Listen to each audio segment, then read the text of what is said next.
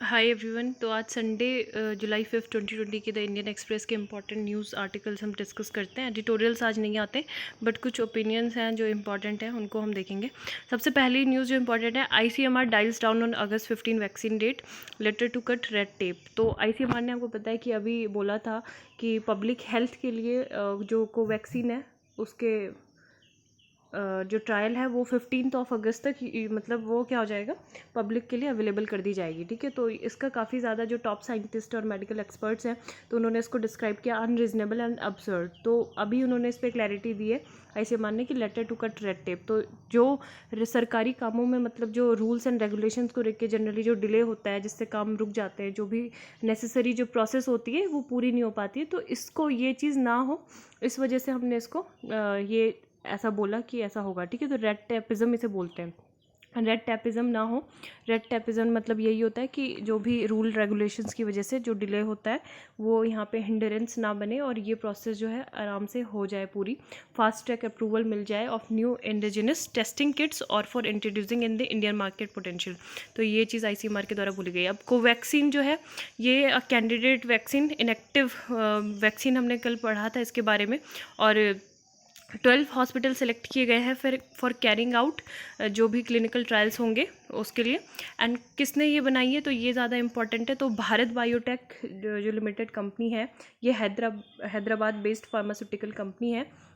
इन्होंने पार्टनरशिप की है एनआईवी के साथ। ठीक है, एनआईवी है नेशनल इंस्टीट्यूट ऑफ वायरोलॉजी, ये पुणे बेस्ड इंस्टीट्यूट है, Pune based institute, national institute of virology and an ICMR laboratory. ठीक है, तो ये तीन इंपॉर्टेंट चीज़ें हैं। कोवैक्सीन वैक्सीन का नाम है, कैंडिडेट वैक्सीन जिसके क्लिनिकल ट्रायल हो रहे हैं। नेक्स्ट जो न्यूज़ है इंपॉर्टेंट, यहाँ पे इंपॉर्टेंट न्यूज़ है, from sedition to marital rape home panels look at overhaul of criminal law. अब आपको पता है कि हमारा जो क्रिमिनल जस्टिस सिस्टम है वो मतलब काफ़ी जो पुराना, जो ब्रिटिश इरा के टाइम पे जो थे, जितने भी हमारे जो आईपीसी के सेक्शन है, सीआरपीसी के जो सेक्शन है, तो ये उस टाइम के स्टैट्यूट है बने हुए। ठीक है, तो इनमें अभी जो भी मतलब कोर्ट है वो नई नई जजमेंट देंगे और किस तरह से जो जिसमें लूप होल्स हैं उनको मतलब रिवाइव किया जाएगा। तो यहाँ पे यही चीज़ बोला गया है, चाहे वो सेक्सुअल ऑफेंसेस हों उसमें जेंडर न्यूट्रलिटी की बात की गई है, टू लीगलाइजिंग यूथेनेशिया पता होना चाहिए, इच्छा मृत्यु से रिलेटेड है। और सिडिशन जो लॉ होता है, तो सिडिशन लॉ मतलब 124 जो आईपीसी का 124A है सेक्शन, तो उसके अंतर्गत जो देशद्रोह का आरोप लग के मतलब उनको अरेस्ट किया जाता है लोगों को, तो इसको रिवाइव करने की ज़रूरत है। तो इसके लिए एक कमेटी गठित की गई है, 5 मेंबर कमेटी। किसने की है? Ministry of home affairs. ठीक है, बहुत ज़्यादा इंपॉर्टेंट ये है, मिनिस्ट्री ऑफ होम अफेयर्स ने 5 मेंबर कमेटी गठित की है जिसको हेड कौन कर रहा है? डॉक्टर रणवीर सिंह। ठीक है, यहाँ पे मैं दिखा देती हूँ, डॉक्टर रणवीर सिंह ये कौन है? ये वाइस चांसलर हैं of national law university Delhi, और इन्होंने ही मतलब काफ़ी सारे जो अनाउंसमेंट है वो अभी किए हैं। ठीक है, तो यहाँ पे देख लेते हैं क्या क्या बातें की गई है। तो सबसे पहले तो 2019 में जो यूनियन मिनिस्टर हैं of home affairs Amit Shah, तो इन्होंने इन्फॉर्म किया था पार्लियामेंट को कि ये नेसेसरी अमेंडमेंट्स कुछ करेंगे आईपीसी और सीआरपीसी में, क्योंकि उस टाइम पे मॉब लिंचिंग के काफ़ी ज़्यादा इश्यूज़ हुए थे उससे रिलेटेड। दूसरी चीज़ ये कि जो ब्रिटिश इरा स्टैट्यूट्स है, यही मैंने बताया, आईपीसी इंडियन पेनल कोड और सीआरपीसी है, तो इनको फर्स्ट जो रिकमेंड किया था मतलब इसको भी चेंज करना है क्योंकि ब्रिटिश इरा के हैं। बाय 2003 तो मलिमत कमेटी इसके लिए बनी थी, जब होम मिनिस्टर कौन थे? लाल कृष्ण आडवाणी थे। तो मलिमत कमेटी ने ये चीज़ बोला था कि आईपीएस और सीआरपीसी में क्या करना चाहिए? रिफॉर्मेशन करनी चाहिए। Then Ranveer Singh committee has sought suggestions on whether there is need to alter the minimum age of criminal responsibility to commit an offence. तो 2015 में एक लॉ आया था, आपको पता है, जो जुवेनाइल जस्टिस था, निर्भया केस के बाद से ये सारे लॉज आ रहे हैं। तो इसमें अमेंडमेंट किया गया था कि जो जुवेनाइल है वो किसको ट्रीट किया जाएगा? जिसकी एज कितनी होगी? 16 साल होगी, उसको एडल्ट बोला जाएगा। और उसको जो भी हीनियस क्राइम होंगे उसके लिए लाइफ इम्प्रिजनमेंट और या फिर मृत्युदंड उसको दिया जाएगा। ठीक है, तो ये चीज़ था। दूसरी बात ये कि जो sexual intercourse of man and his minor wife से रिलेटेड 2017 में जजमेंट आई थी, तो सुप्रीम कोर्ट ने लैंडमार्क रूलिंग ये दी थी कि जो भी मैरिटल रेप होंगे is not a criminal offence. ठीक है, मतलब शादी के बाद अगर कोई सेक्सुअल रिलेशन होते हैं तो वो रेप कंसीडर नहीं किया जाएगा, क्रिमिनल ऑफेंस नहीं होगा। लेकिन अगर किसी व्यक्ति ने अपनी माइनर वाइफ के साथ सेक्सुअल इंटरकोर्स किया है तो that will be considered rape, ठीक है। तो ये इंपॉर्टेंट चीज़ है कि अगर ऐसा है माइनर के साथ है तो वो रेप की कैटेगरी में आएगा। तो इन सभी चीज़ों पे बातचीत हुई है। And what should be the standard of consent, consent मतलब किस एज में देना चाहिए, तो ये बोला गया है। And section 375 of the IPC, ठीक है, तो कंसेंट की भी बात की गई है। And the IPC prescribe fines, imprisonment for future of property, ये सारी चीज़ें इसमें बोली गई हैं। नेक्स्ट जो है यूपी रेड से रिलेटेड है। तो इसमें यहाँ के जो सस्पेक्ट हैं stationing Chaubepur police station SO Vinay Tiwari, तो इनको सस्पेक्ट किया गया है। और क्योंकि यहाँ पे पहले भी बोला था कि असेसमेंट मतलब ये जो है कोई यहाँ का जो पुलिस ऑफिसर है in the informant could be from the police itself, if that is the case the police personal would be send to jail and dismissed, ठीक है। तो अभी जो हाउस है उनका वो डिमोलिश कर दिया गया है विकास दुबे का। तो यहाँ पे असेसमेंट ऑफ सिचुएशन, पीएसी क्या है, प्रोविंशियल आर्म्ड कांस्टेबलरी और स्वाट टीम को मतलब यहाँ पे भेज सकते थे अगर वो पहले ही इन्फॉर्म कर देते, तो ऐसा यहाँ पे बोला जा रहा है। नेक्स्ट जो है आप ये बताना कि प्लाज्मा बैंक इंडिया का सबसे पहला कौन सा है और किसने डोनेट किया है पहला प्लाज्मा जो सेल्स है, ठीक है, ब्लड है। Then Buddha's teaching can provide lasting solutions, teachings of lord Buddha are specially relevant in current times and can provide lasting solutions for world grappling with extra ordinary challenges. तो ये जो आषाढ़ पूर्णिमा थी तो वहाँ पे इनको संबोधित कर रहे थे प्राइम मिनिस्टर, और इसको मार्क किया गया डे को धम्म चक्र डे, ठीक है, धम्म चक्र डे। तो इसमें यही सारी चीज़ें बोली गई कि चैलेंजेस से कैसे लड़ना है। दूसरी चीज़ है PM pitches hackathons of for agri innovation. तो जो भी एग्री एंटरप्रेन्योर्स हैं, स्टार्टअप्स हैं, तो उनको प्रमोट करने के लिए ये जो आईसीएमआर है उन्होंने बाइनल हैकाथन्स ऑर्गेनाइज की थी for solving identified problems in the sector, ठीक है। आईसीएआर के बारे में पता होना चाहिए। इसका एस्टैब्लिशमेंट, ये एक एपेक्स बॉडी है जो कोऑर्डिनेट करती है जो एग्रीकल्चर इनोवेशन से रिलेटेड या फिर जो भी क्या होते हैं एजुकेशन है, रिसर्च है, ठीक है, उससे रिलेटेड। और इसकी स्थापना कब हुई थी? 16 जुलाई 1929, ठीक है, 16 जुलाई 1929। हेडक्वार्टर का है न्यू दिल्ली, और यही इंपॉर्टेंट था। नेक्स्ट जो न्यूज़ है वो देखते हैं। Government looks to amend parts of disability acts community protest. तो यहाँ पे यही सब चीज़ें लिखी हुई है कि जो RPWD है यानी कि right of person with disabilities act 2016, इसको गवर्नमेंट ने बोला है कि decriminalise minor offences for improving business sentiment and unclogging code processes has met with protest from the community of disabled person activists and organization। तो यहाँ पे जो चीज़ें मतलब रिव्यूड कभी नहीं की गई थी, जैसे IPC section 377 and which criminalise homosexuality, और ये सब चीज़ों के बारे में बात हुई।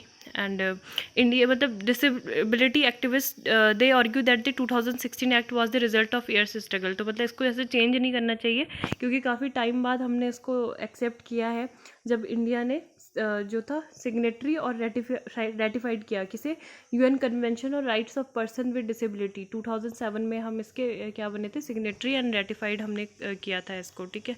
तो यही चीज़ इसमें बोली गई है। नेक्स्ट जो न्यूज़ है वो देख लेते हैं। तो ये स्टॉप ऐप, तो ये चाइना में मतलब जितना जो चाइना के जो कंपनीज़ हैं वो इंडियाज़ स्मार्टफोन मार्केट में मतलब उनका कितना कंट्रीब्यूशन है यही यहाँ पे बताया गया है। तो ये आप देख सकते हो सबसे ज़्यादा जो स्मार्टफोन का मतलब यहाँ पे है इंडिया में, तो वो क्या है 4 आवर चाइनीज़, मतलब 5 में से टॉप 5 स्मार्टफोन सेलर्स हैं हमारी कंट्री में। And 4 our Chinese with Xiaomi topping the charts with a market share 31.2% है ना। तो शाओमी का सबसे ज़्यादा शेयर यहाँ पे दिख रहा है। उसके बाद क्या है ये कौन सी कंपनी है, वीवो 21%। देन है ओप्पो, रियलमी है ना, Oppo, Realme, Samsung 3rd number पे आ रही है। तो ये काफ़ी सारे जैसे ये कंपनीज़ हैं इन्होंने हमारे जो मार्केट है वो एक्वायर कर लिया है। तो यहाँ पे यही चीज़ें बोली जा रही है कि जो अभी टिकटॉक और 58 जो दूसरी ऐप है इन सबको बैन कर दिया था हमारी नेशनल सिक्योरिटी के लिए इमरजेंट थ्रेट्स बोली गई थी। With over 120 million active user थे इंडिया में, और 600 बार मतलब 600 मिलियन टाइम जो यूज़र थे वो बार बार इनको डाउनलोड कर रहे थे ऐप्स को, and made it the most visible symbol of the government action against China. The other apps too had a deep presence in India. तो ये चीज़ बोला गया है कि जो टेक्नोलॉजी मार्केट रिसर्च फर्म है उन्होंने ये काउंटर पॉइंट किया है कि इंडिया में मतलब अभी बहुत सारी जो ऐप्स हैं, चाहे वो हार्डवेयर से लेके सॉफ्टवेयर, और जो चाइनीज़ कंपनीज़ हैं उन्होंने हमारी डिजिटल टेक्नोलॉजी स्पेस को काफ़ी ज़्यादा डोमिनेट कर दिया है लास्ट फ्यू ईयर्स।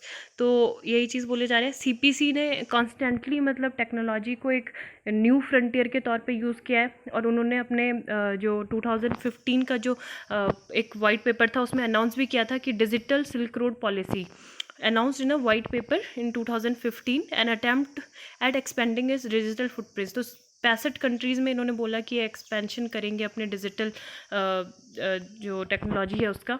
और दूसरी चीज़ ये है कि free internet package that disrupted the telecom sector. फिर रिलायंस जियो आया था, क्योंकि तो उन्होंने क्या किया, चीप डाटा ऑफ़र करना शुरू कर दिया था। और 2016 में जो थी चाइनीज़ कंपनी और ज़्यादा इनका सर्ज हो गया इसमें, ओप्पो, वीवो और ओप्पो, वन प्लस, रियलमी, ठीक है। एंड 4 आर चाइनीज़ विच ये सारे जो है टॉप 4 कंट्रीज़ जो है चाइना की ही कंट्रीज़ हैं, जिसमें अभी हमारे जो इंडियन यूज़र हैं वही ये फ़ोन यूज़ कर रहे हैं। दूसरी चीज़ ये बोली गई, जो चाइनीज़ इक्विपमेंट हैं जैसे Huawei and jet also have significant presence in the telecom equipment space in India. अभी इंडिया में देखो ये पूरी तरह से बैन नहीं किया गया है। बाकी के जो क्वाड ग्रुप है, क्वाड ग्रुप में कौन है, ऑस्ट्रेलिया और यूएसए, ठीक है। तो इन्होंने पूरी तरह से सीधे सीधे इसको बैन कर दिया है इन कंपनीज़ को, लेकिन अभी इंडिया को इस पर बात करनी है। And India telecom companies have dependent on technology by these Chinese equipment makers. तो हम जो है पूरी तरह से इन पे डिपेंडेंट है। And the most of the high value components, मतलब देखो हमारे यहाँ कोई भी, जैसे हम Xiaomi का फ़ोन खरीदते हैं तो उसमें लिखा रहता है मेड इन इंडिया, लेकिन वो एक्चुअल में क्या होता है, असेंबल्ड इन इंडिया, ठीक है। वो मेड इन चाइना ही होता है, क्योंकि जितने भी कंपोनेंट हैं, चाहे वो प्रिंटेड सर्किट बोर्ड्स हो या मेमोरी डिवाइसेस हो, स्टोरेज यूनिट्स हो, प्रोसेसर्स हैं, वो सब हम कहाँ से इंपोर्ट करते हैं, चाइना से। और पहले यही चीज़ बोला गया था, जो इंडियन ब्रांड्स हैं जैसे माइक्रोमैक्स हैं, तो ये मतलब ये भी हम इंपोर्ट ही करते थे semi knocked down mobile phone units from China to assemble them locally and sell at a competitively lower price, ठीक है। तो कुछ ना कुछ कंपोनेंट तो हम वहाँ से लाते ही थे। तो अभी चाइना मतलब क्या कर रहा है, जो डिजिटल मार्केट है वहाँ पे तो जो अफोर्डेबल प्रोडक्ट्स हैं जैसे स्मार्टफोन, वो तो कर ही रहा है उसका यूज़, लेकिन साथ में वो परचेज़ कैसे कर रहा है of these products through micro financing. जैसे जो ओप्पो है, ओप्पो की जो फाइनेंशियल सर्विस है, तो वो कैसे मतलब वो बढ़ा रहा है, ओप्पो कैश लॉन्च कर रहा है। रियलमी और Xiaomi के जो स्मार्टफोन मेकर्स हैं वो क्रेडिट और इन्वेस्टमेंट और अदर फाइनेंशियल प्रोडक्ट्स हैं, जैसे उनकी ऐप है पैसा, MI क्रेडिट है ना, और smartphone screen insurance, personal loan, business loan, तो माइक्रो फाइनेंसिंग वो इसके थ्रू कर रहे हैं। तो इससे भी वो काफ़ी ज़्यादा यहाँ पे एक्वायर कर चुके हैं। फिर यही चीज़ें लिखी है, इसको ट्रिनिटी भी बोलते हैं। अब ट्रिनिटी किसको बोलते हैं, बैट ट्रिनिटी। बैट ट्रिनिटी मतलब एक इनकी जो ऐप है, सर्च इंजन है, बाइडू और अलीबाबा और वीचैट, नहीं सॉरी, इसमें क्या है बैट में, हाँ वीचैट डेवलपर कौन है, टेंसेट, ठीक है, टेंसेट और अलीबाबा और है बाइडू, ठीक है। तो ये हो गए बैट, हो गए बाइडू, अलीबाबा और टेंसेट। तो ये इनकी कंपनी ने काफ़ी सारा जो हमारे इंडिया का जो यूनिकॉर्न्स है, यूनिकॉर्न्स मतलब क्या होता है, स्टार्टअप होते हैं, इनको इनमें काफ़ी ज़्यादा $1 बिलियन की इन्होंने वर्थ $1 बिलियन इन्होंने क्या कर रखा है, यहाँ पे इन्वेस्टमेंट कर रखा है, ठीक है। अब ये है जैसे कंपनीज़ है, चाइनीज़ इन्वेस्टर है, और अमाउंट यहाँ पे आप देख सकते हैं। तो ओला कैब्स में किसने, टेंसेट और सेलिंग कैपिटल, ठीक है। और ये बैट ट्रिनिटी, अलीबाबा, टेंसेट, और इनके ज़्यादा शेयर आपको देखने को मिलेंगे। अलीबाबा, ये बाइजू क्लासेस में भी ये किया हुआ है, बिग बास्केट, लेंसकार्ट, जोमेटो, ठीक है। तो ये क्या है, इंडियन यूनिकॉर्न्स है, इसमें काफ़ी ज़्यादा स्मार्ट उन्होंने अपना जो है किया हुआ है यूज़, इन्वेस्टमेंट किया है। और बाकी जो जैसे कुछ ऐप्स जो थी, कैम स्कैनर, तो ये हमारे जो गवर्नमेंट, इंडियन गवर्नमेंट के जो ऑफिशियल्स थे वो भी अपने डॉक्यूमेंट्स वगैरह को स्कैन करने के लिए इसका यूज़ करते थे। एंड यही चीज़ बोली गई है कि Shenzhen manufacturing model, quick to market and quick to fix, तो उस पर ये काम कर रहे हैं, ठीक है। और जो बाइट डांस है उसको क्या बोला जाता है, चाइनीज़ की ऐप ऐप फैक्ट्री बोला जाता है उसको। तो उन्होंने पहले म्यूज़िकली था, उसके बाद इसको मर्ज करके टिकटॉक को मर्ज करके ये ऐप बनाई और काफ़ी ज़्यादा लोगों ने इसको डाउनलोड किया और बहुत ज़्यादा बेनिफिट उनको मिला है इससे। तो यही चीज़ बोल रहे हैं कि जो 5G इंफ्रास्ट्रक्चर है उसको लेके अभी इंडिया को काफ़ी ज़्यादा मतलब जो क्वाड ग्रुपिंग है तो उसको शेयर करना होगा, ठीक है। जापान भी है क्वाड ग्रुप में, पता होना चाहिए, जापान, ऑस्ट्रेलिया एंड US, तो इन्होंने सीधा सीधा मना कर दिया है। देन ये आर्टिकल है रेस्क्यू लिबर्टी फ्रॉम लॉ।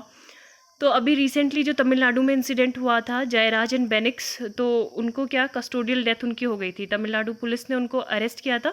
क्यों अरेस्ट किया था? क्योंकि उन्होंने 15 मिनट ज़्यादा जो लॉकडाउन की रूलिंग थी उससे ज़्यादा देर के लिए थोड़ा अपनी शॉप ओपन कर दी थी, इस वजह से हुआ। तो ये चीज़ बोला गया, if a person is arrested he she must have done wrong, है ना। और if the person is denied bail तो उसने वो शी मस्ट बी गिल्टी।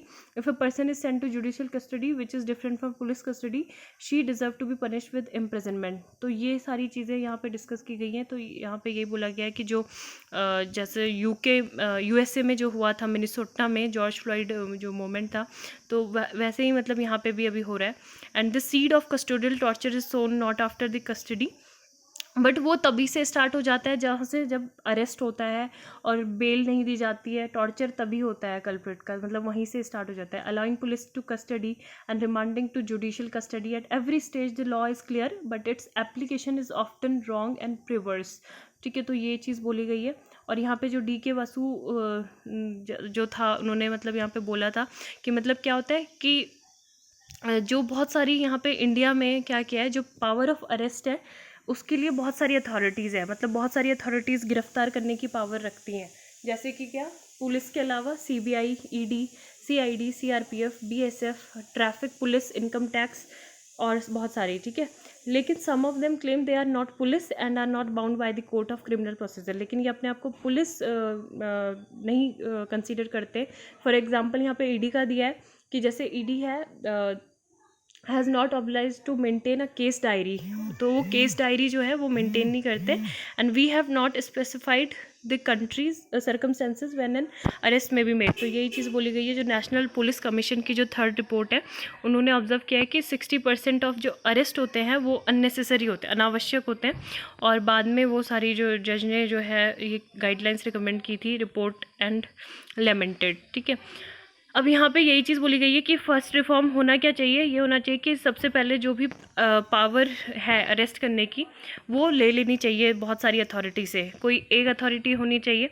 और जो सेकंड चीज़ बोली गई है कि डिक्लेयर दैट एनी अथॉरिटी जो भी अरेस्ट कर रहा है उसको पुलिस ऑफिसर कंसीडर करना चाहिए, उसको पुलिस ऑफिसर डिक्लेयर करना चाहिए। तीसरी चीज़ ये है कि power of arrest to case arising specified circumstances, ठीक है। तो स्पेसिफाइड सर्कमस्टेंसेज में ये होना चाहिए। अब जैसे जो जयराज और बेनिक्स जो उनको अरेस्ट किया गया था तो उनको बस शॉप ओपन करने के लिए किया था, तो इसमें यहाँ पे उनको मतलब ऐसा नहीं था कि उनकी ऐसे डेथ कर दी जाए। The second stage is production and remand, तो ये करना चाहिए कि जो भी पुलिस कस्टडी होती है, मतलब वहाँ पे डिस्ट्रिक्ट जज होते हैं, तो वो उनको पहले ग्रांट करें कि आप इसको पुलिस कस्टडी में रख सकते हो, है ना।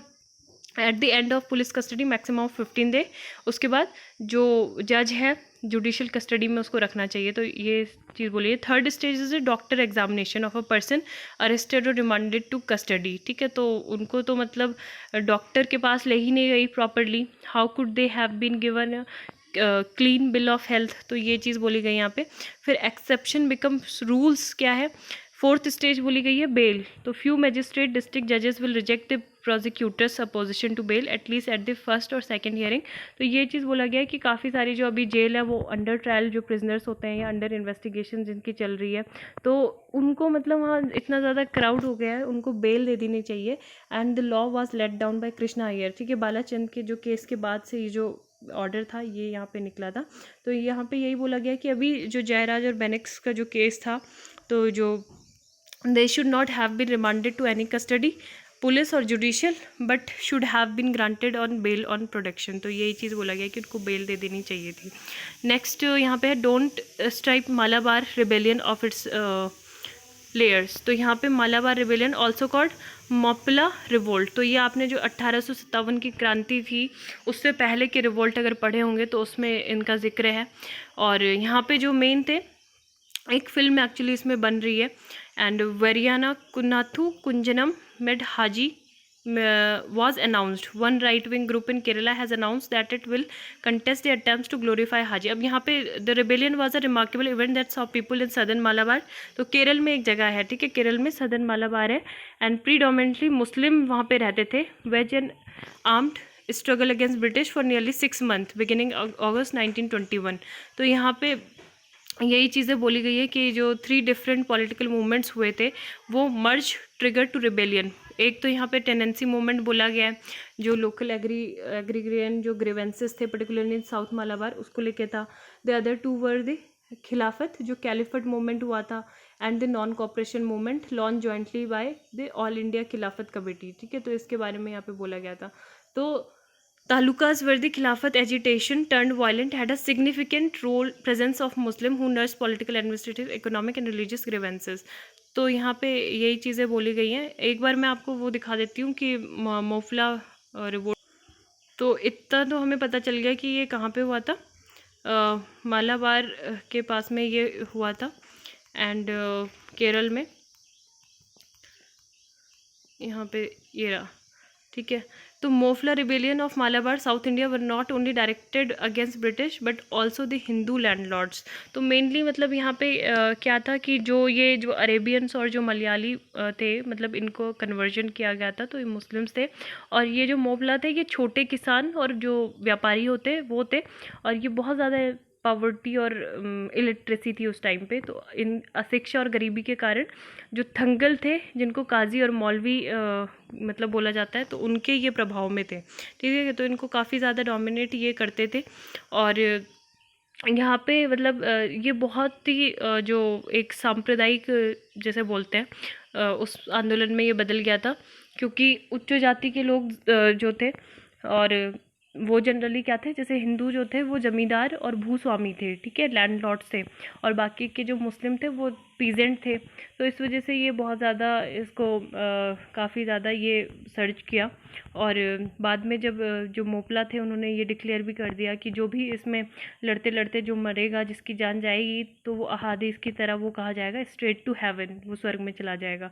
तो इसका जो पहला फेज़ तो जो था वो 19th सेंचुरी में हुआ. फिर दूसरा भी मतलब ये 1921 में सेकंड फेज़ स्टार्ट हुआ, जब उस टाइम पे आपको पता है कि नॉन कॉपरेशन मूवमेंट भी चल रहा था, तो वो भी बंद हो गया था.